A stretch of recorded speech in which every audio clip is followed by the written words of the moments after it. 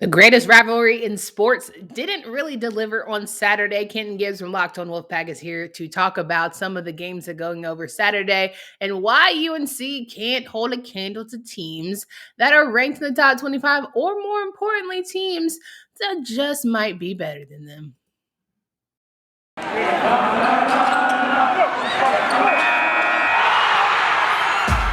Locked On ACC, your daily podcast on the Atlantic Coast Conference. Part of the Locked On Podcast Network, your team every day.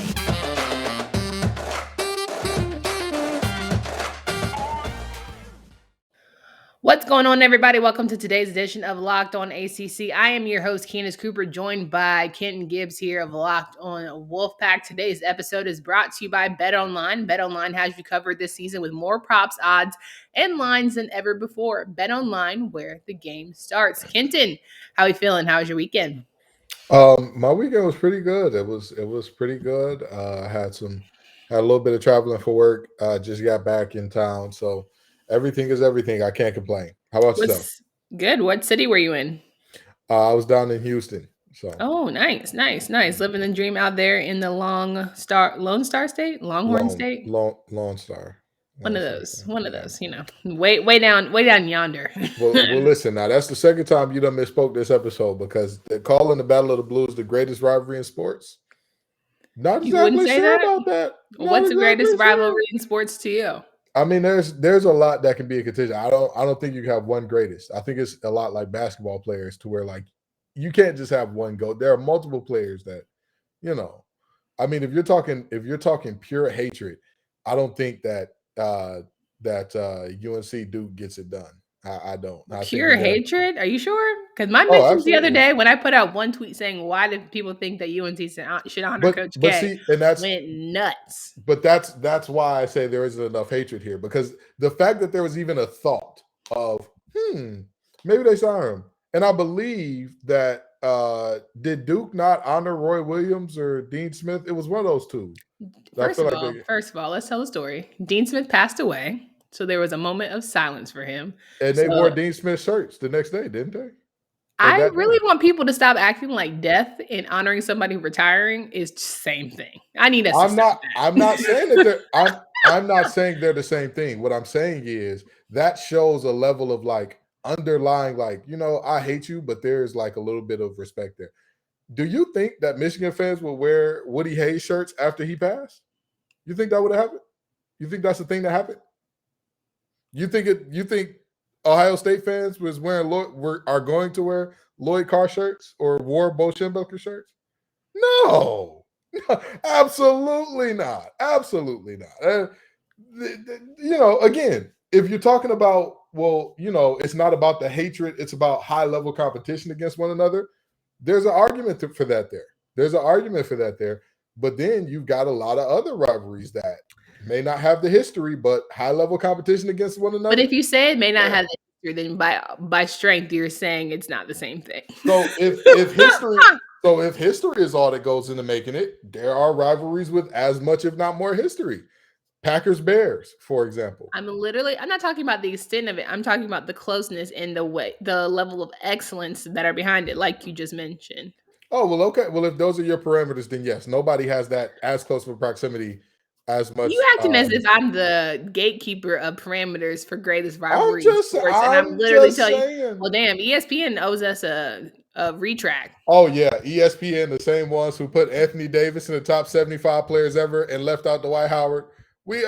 Come on now.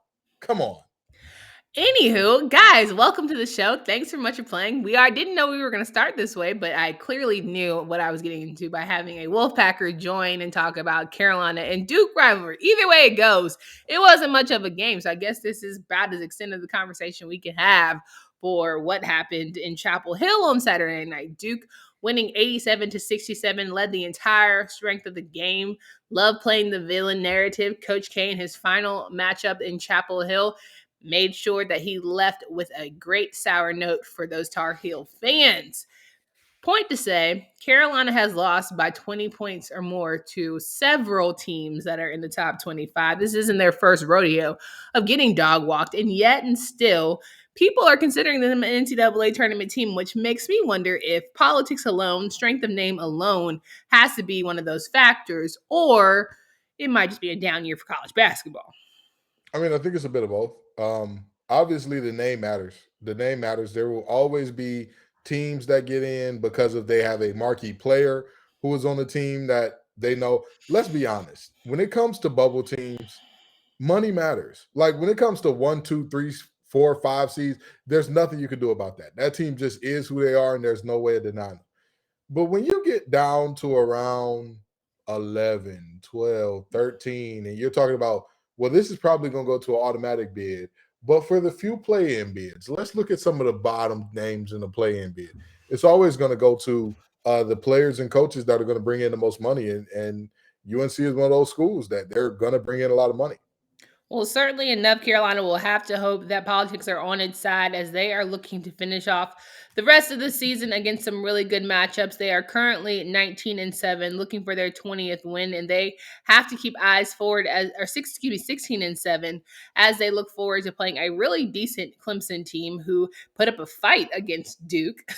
At least they can say that much. They'll have to play a Florida State team who we don't know which one we're going to get. They have to play Pittsburgh, Virginia Tech, a rematch of Louisville, NC State, and Syracuse. And then, of course, they finish out with that one game in Cameron Indoor. So round one goes to the Blue Devils.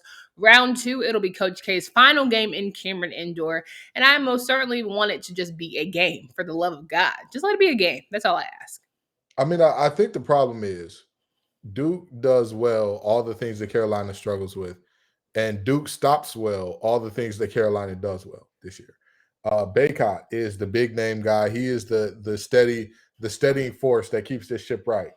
And Duke has these really good big guys that are like, hey, Armando, have you met Williams? He's a lot bigger than you.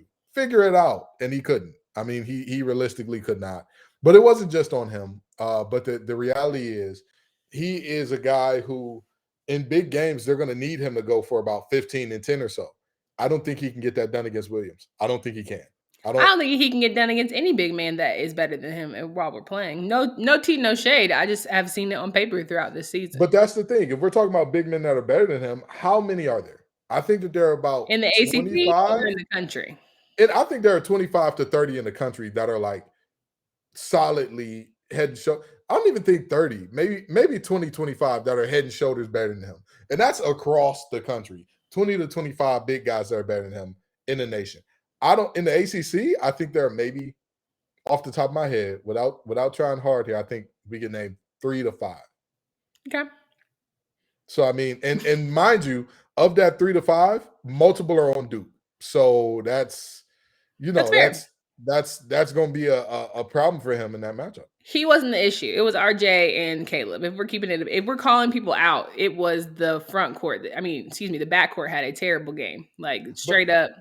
And that's another part of what I mean by they stop well what Carolina does well, because RJ and Caleb are, if you're not looking at Baycott, if you're talking about what weapons do you have outside of him, you look at the backcourt, you say Love and Davis are turning it on. They've taken the step in their sophomore year. And then this freshman from Duke says, hey, I don't care what step you've taken. You don't have anything ready for what I'm bringing. And he showed it. I mean, there's no ifs, ands, or buts about it. There are moments where you want to question whether or not this team has that dog in them, has that fight in them when a team is going to bite back for the entire game.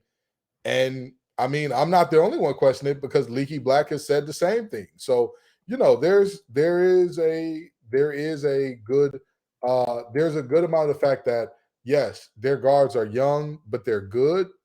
But yet and still, I mean, again, I'm not sure what you can do up against the Duke team that matches you across the board at every level. There's nothing to question. I mean, it's really plain on paper that at the end of the day, until you show me differently, this is who this team is. This is who the 2021-2022 Carolina Tar Heels are. They do not know how to step up in big moments against better teams. And that's okay. It's February. Like we've met identities. This is what I'm naming you. We're a team that lacks some heart. And that's unfortunate. But the person who does not lack heart, two people I would give, is Leaky Black, who was a hell of a defender against Paolo, who should have been defending Paolo from jump, and Brady Manick, who was 90% of the reason why Carolina even had some fight going into the second half. Brady, good on my block. He can anything he needed Chapel Hill. I got him forever. I wish I could say the same for the rest of the squad. Well, and I'm sure that many people in many people in Durham feel that way about AJ Griffin, because he was the guy who showed up and showed out big time. Shout out to him. Every shot that you needed to fall for him, it fell. And then on the defensive end, he said, oh, y'all think I'm a forward. Hey, Caleb Love. Hey, RJ Davis, come get in this torture chamber real quick. Let me show you how the best defenders in the country do it. Now, I didn't even think of him as that prolific of a defender going into this game, but Yeah, it was certainly tough. I want to talk about the rest of the Saturday games here in just a bit, but first, as I mentioned, today's episode is brought to you by BetOnline. BetOnline has you covered this season with more props, odds, and lines than ever before. BetOnline.net remains the number one spot for all of your sports scores, podcasts, and news this season. And it's not just football. BetOnline has up to the minute info on pro and college hoops, NHL, boxing, UFC, along the live real-time updates of your current games. Don't wait to take advantage of all the new amazing offers available to you here in 2022. BetOnline is where the game starts. And it's Super Week brought to you by Get Upside, and there's no better place to get coverage of the big game than the Locked On NFL podcast. Locked On Bengals and Locked On Rams are in LA all week covering the matchup. Are you ready for the Super Bowl, Ken Gibbs? Oh, absolutely. I'm definitely ready for it. We got a couple Wolfpackers in that thing, so it's going to be great to see. We got a couple Wolfpackers, got a former Pittsburgh Panther there, and Aaron Donald, Florida State Seminole, and Jalen Ramsey. Should be a really great time. Cam Akers as well. A lot of great ACC legends ready to take on the challenge of winning the Super Bowl. So shout out and good luck to them. But talking about basketball here around the ACC and the men's side, Wake Forest beat Florida State 68-60. Syracuse picked up a big win against Louisville 92-69. Clemson lost to Georgia Tech 64-69. Notre Dame beat NC State 69-57. Gonna hang here just a bit since I have Locked On Wolfpack host Kenton Gibbs here on the show. A lot of people might be calling for Coach Keith's number after this one, only because we saw a NC State team that fought in spurts. Normally, they fight throughout. This was the first time where I was ever like, beginning of the game, it was like, 23-9? Are we alive? Can I get a pulse on the NC State Wolfpack? Coach Keats, you my dog. I'm rooting for you. Big time. It's getting frustrating. I mean, honestly and truly, when I'm looking at this team, again, what evidence does anybody have that they should be performing better than what they are? So are we putting too much pressure on them based on we're not being realistic about their skill set, or we're not being realistic just about who this team is collectively as a whole? Collectively as a whole, where are we getting this information from? Again, I genuinely want to know this because they're down almost anybody who is above 6'7" on that roster is hurt right now. Where are you getting the information from that they should be performing better? Where? They're doing the best they can. They're doing the best they can with what they got. And also, NC State fans should be elated about this if you believe that the basketball team will follow a similar course of the football team for this reason. A couple years ago, NC State's football team was ravaged by injuries. It wasn't an injury bug. There was an injury swarm of locusts that ran through that roster. Now, on the back end of that, they had to play young guys who shouldn't have been playing. Those young guys got better.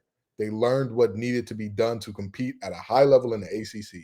And they got better and better and better. And now they're the favorites in the ACC, which I'm not so sure about that. But now that's who they are. This basketball team should be looking at it the same way. You are literally in the exact same moment in time.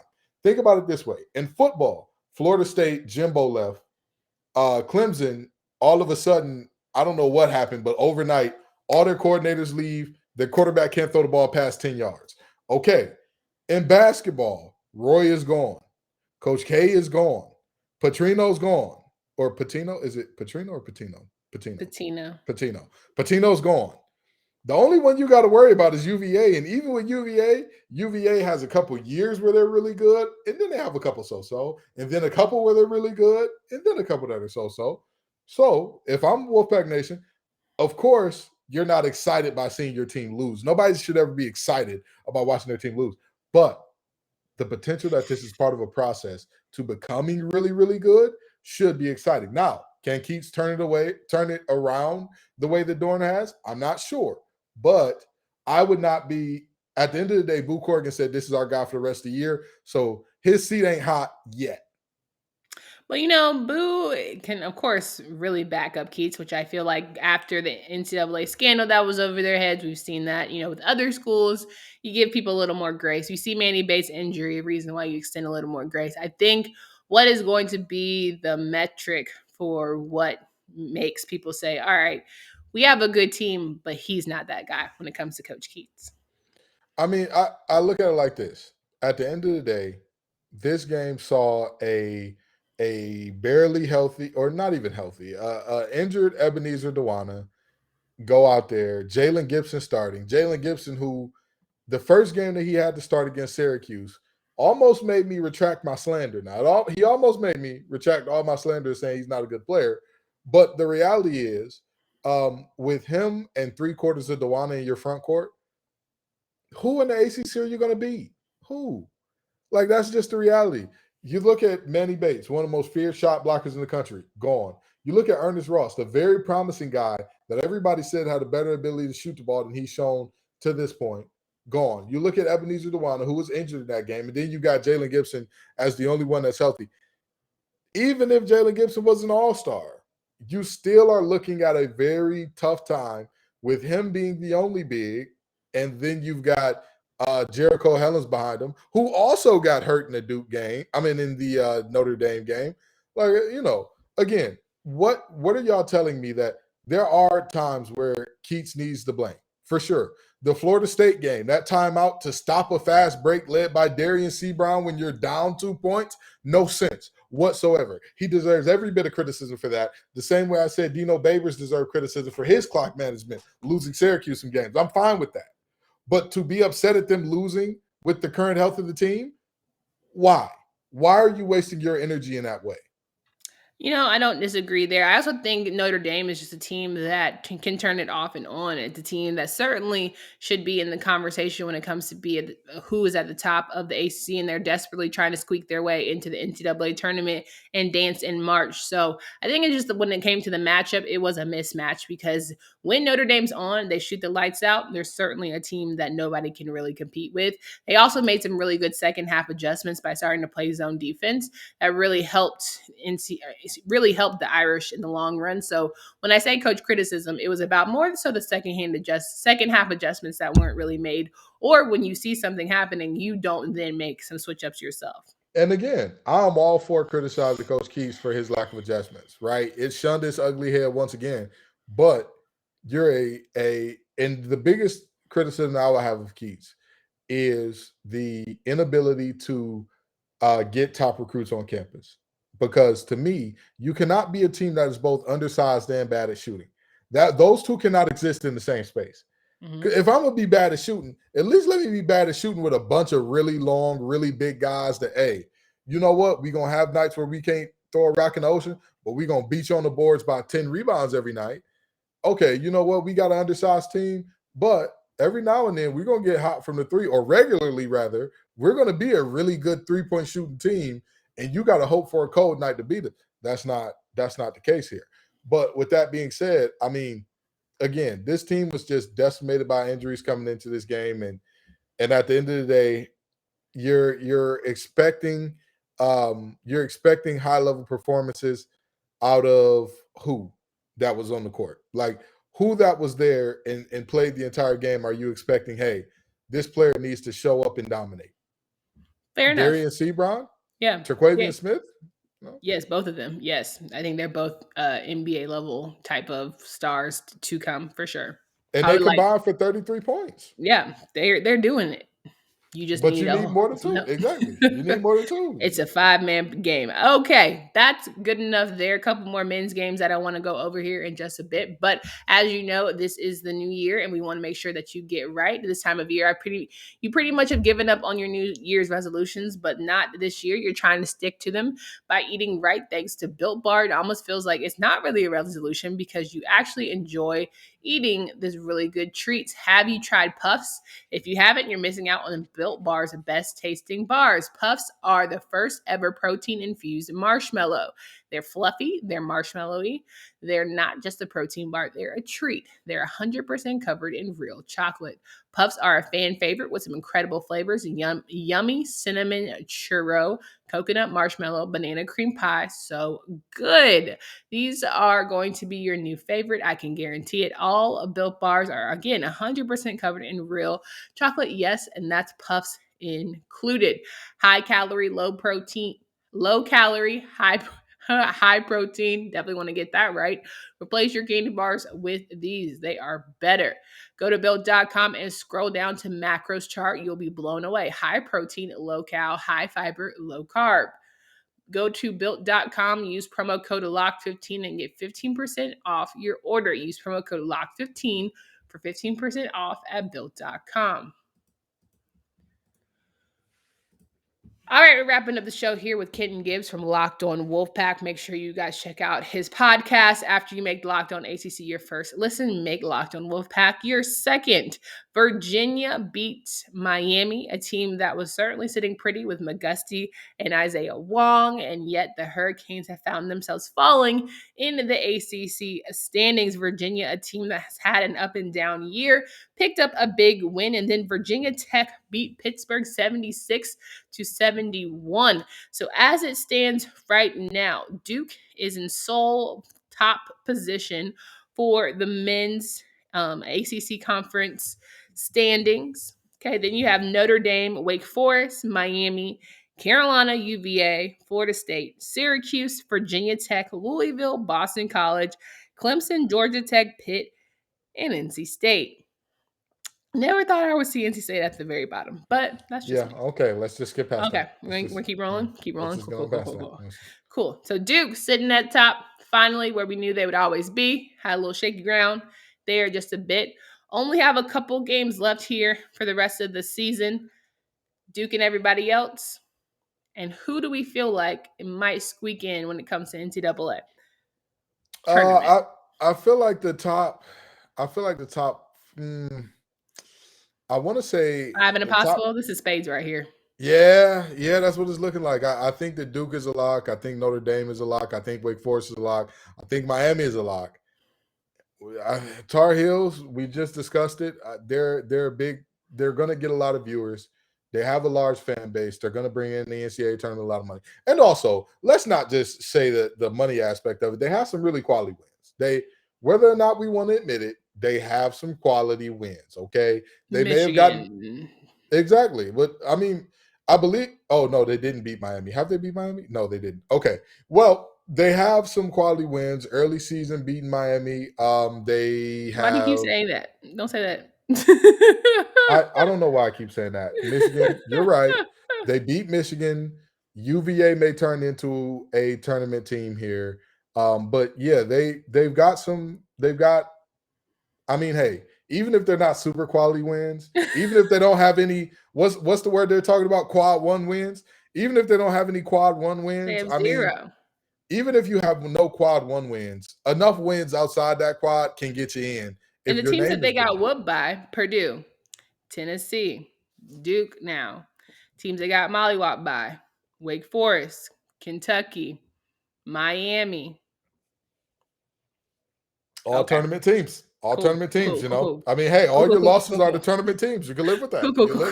Listen, and here's the thing. Here's the thing, right?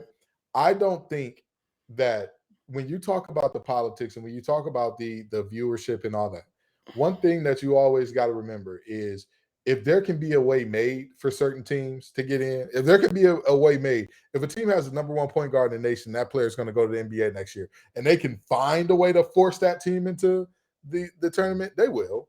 So because of Armando Bacot and Brady Manick, you're going to force your way in? No, not because of the players, because of the brand. UNC is that type of brand that if they can find a way, you will force them in. And with that being said, all of those 20-point losses to those highly ranked teams, that's still just one loss. At the end of the day, regardless of what you say as far as the eye test, regardless of what you say about you should not be able to get in with that, it's still just one loss.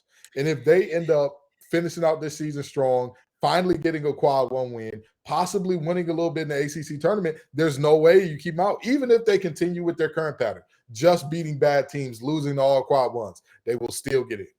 They definitely have to win the first round of the ACC tournament, possibly the second. If Absolutely, they don't, but round that's one going in to be the tough. ACC, they're not going to be facing a quad one team. They're not. And you would hope that they could pull it out. But tournament life is just different. You never know. Anybody can catch fire. Anybody can catch fire. All right, for tonight's games, make sure you check out Virginia, who will face Duke here on ESPN. And you also have Pittsburgh playing Virginia Tech, a little rematch. Love to see it.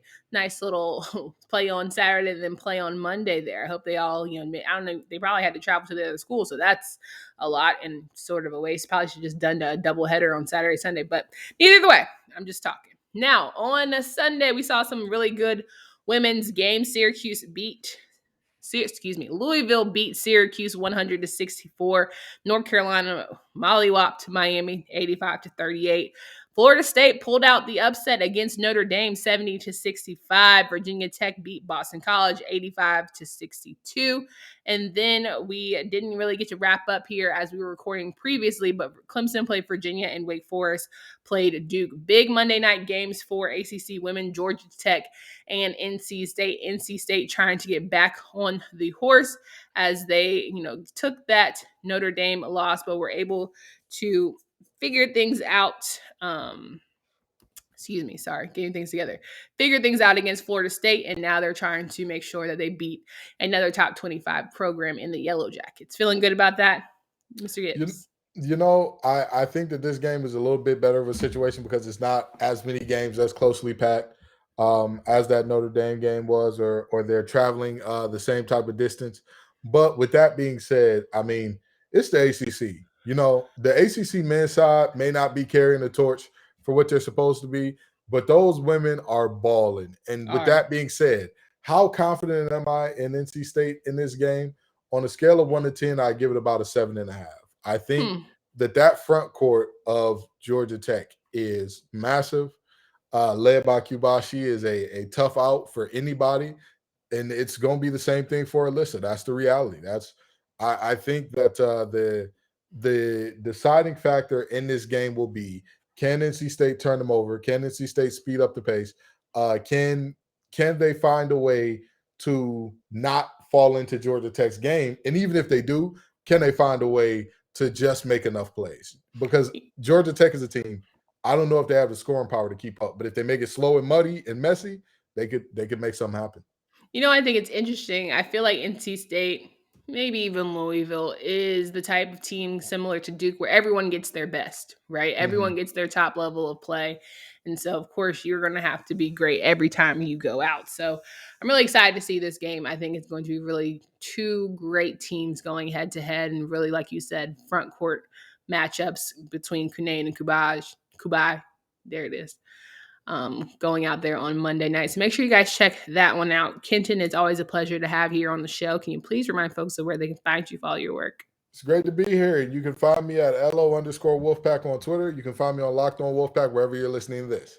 Guys, make sure you guys come back tomorrow. We are going to have more of that NC North Carolina Duke matchup with JJ Jackson. We're also going to get you ready for some of those midweek games as we head into some final conference play of the year, and we prepare for the ACC tournament up there in Barclays Center in Brooklyn, and then we get the March Madness train rolling, and how many teams will make it in.